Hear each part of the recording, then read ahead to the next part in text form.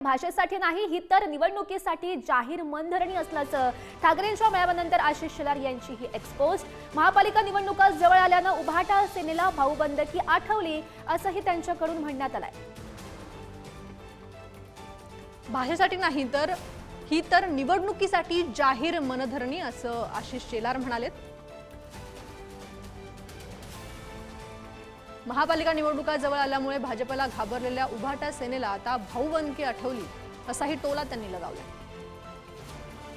ज्या भावाला घराबाहेर काढलं, ज्याची जाहीर मनधरणी करण्यासाठी आजचा वरळी कौटुंबिक स्नेह मिलनाचा कार्यक्रम होता।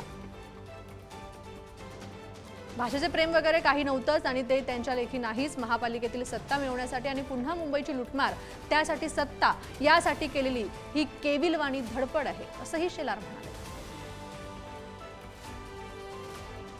श्रीमान उद्धव ठाकरे आणि राज ठाकरे यांच्याशी केलेली हातमिळवणी म्हणजे निवडणुकीत हरणार म्हणून कुटुंबतहात जिंकण्याचा प्रयत्न असाही टोला त्यांनी लगावला।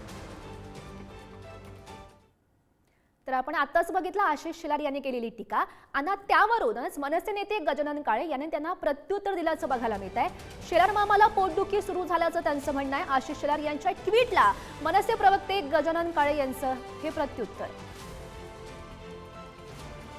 तर आपण बघतोय आशिष शेलार यांनी ठाकरेंच्या मेळाव्याची टीका केली होती, त्यानंतर हे प्रत्युत्तर आपण बघतोय। नेमकं काय एक्सपोस्ट आहे ही पाहूयात। शेलार मामाला पोटदुखी सुरू झाली आहे। निवडणूक आणि सत्तेसाठी भाजपने उलट्या सुलट्या युत्या केलेल्या चालतात, पक्ष फोडलेले चालतात, भ्रष्टाचारांना शुद्ध करून भाजपात घेतलेलं चालतं, कुटुंब फोडून राजकारण केलेलं चालतंय। मात्र मराठी आणि महाराष्ट्रासाठी दोन ठाकरे यांनी एकत्र आले की यांना अपचन होतं। अरे जनाची नाही तर मनाची तरी ठेवा असा टोला आशिष शेलारांना गजानन काळे यांनी लगावला।